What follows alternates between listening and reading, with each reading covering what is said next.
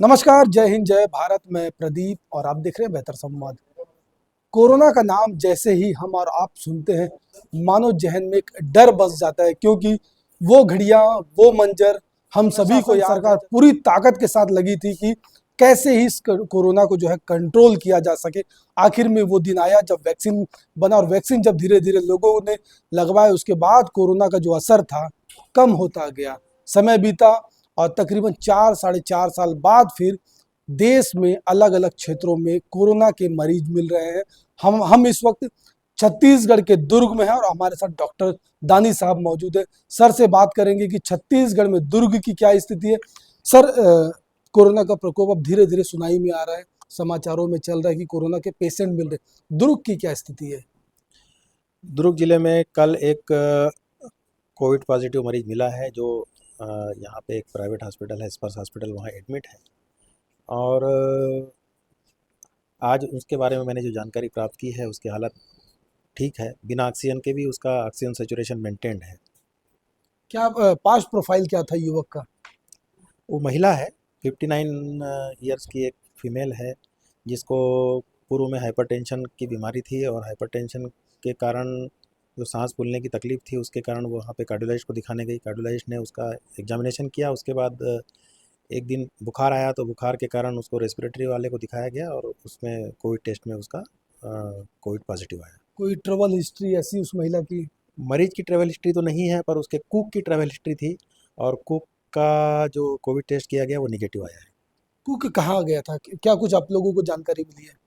Cook की travel history Bhopal जाने की बताई गई थी, लेकिन वो कोविड निगेटिव है। तो प्रदेश में अगर दुर्ग की बात करें तो एक ही मरीज अभी आप लोगों के संज्ञान में है। क्या तैयारी है स्वास्थ्य विभाग की?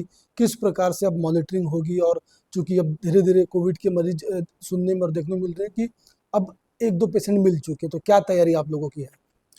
जैसा कि कल एक कोविड का मरीज मिला है और हम ये मानते हैं कि जो पूर्व में कोविड की महामारी हुई थी तो लोगों को उसके बारे में काफ़ी कुछ पता है और काफ़ी कुछ जागरूकता है, उसी को अमल में लाने की आवश्यकता है। कुछ बिंदुओं पे मैं प्रकाश डालना चाहूँगा आप लोगों के माध्यम से कि जैसे कभी भी सर्दी खांसी या कुछ इस तरह के रेस्पिरेटरी सिम्टम आए तो तुरंत कोविड की जांच कराना है। अगर भीड़ भाड़ वाले जगह पे जा रहे हैं तो मास्क का उपयोग करना है, भीड़ भाड़ वाले जगह जाने से बचें। और जो डायबिटीज़ या ब्लड प्रेशर के मरीज़ हैं जो हाई रिस्क वाले हैं, उनको अपनी डायबिटीज़ और ब्लड प्रेशर नियंत्रित में रखना है, जिससे कि उनकी इम्यूनिटी बनी रहे और अगर कोविड का कोई प्रकोप होता भी है तो वो गंभीर स्थिति पे ना जा सके। सर, अक्सर हम देखते हैं अस्पतालों की खासकर बात की जाए तो सरकारी अस्पतालों की पेशेंट अलग अलग बीमारी के पेशेंट आते हैं और काफ़ी बड़ी संख्या में वो आते हैं, तो उनको लेकर क्या गाइडलाइन रहेगी? नहीं, मरीज तो अलग अलग विभागों में विभिन्न संख्या में आते हैं, उनका अगर रेस्पिरेटरी सिम्टम है तो कोविड टेस्ट किया जा रहा है। कैसी तैयारी है आप लोगों की? जिला अस्पताल में अब हमारे यहाँ एक वायरोलॉजी लैब भी है। पूर्व में जब कोविड आया था तो यहाँ वायरोलॉजी लैब नहीं थी, तो सैंपल रायपुर भेजना पड़ता था। अब तो यहीं वायरोलॉजी लैब है तो आरटीपीसीआर का टेस्ट यहीं हो जाता है। इसके अलावा आइसोलेशन वार्ड है, अगर इस तरह की नौबत आएगी तो वहाँ पे मरीज को रखा जा सकता है। पूर्व में काफ़ी आइसोलेशन वार्ड बना था अलग अलग जगह पे, सामुदायिक भवन में। उसकी स्थिति कैसी है? और अस्पतालों में भी एक आइसोलेटेड एरिया था, काफ़ी नंबर ऑफ बेड्स थे उसमें, तो वर्तमान में उसकी स्थिति कैसी है? नहीं, किसी भी बीमारी का रिस्पांस उसके परिमाण के आधार पर निर्धारित होता है। अभी एक केस मिला है, हमारी तैयारी पूरी है लेकिन बाकी चीज़ों को फंक्शनिंग नहीं किया गया है। और अभी जिला अस्पताल में हमारा आइसोलेशन वार्ड है, आरटीपीसीआर की जांच की सुविधा वायरोलॉजी लैब में है और वर्तमान परिदृश्य में अभी यही संसाधन फंक्शनिंग है। वेरिएंट कौन सा है? क्या ये खतरनाक वेरिएंट है या नॉर्मल लोगों को डरने की आवश्यकता है, या फिर नॉर्मल जीवन जैसा जी रहे वैसा? लोगों को डरने की आवश्यकता किसी भी बीमारी से नहीं होती है, केवल बीमारी का प्रिकॉशन लेने की आवश्यकता होती है।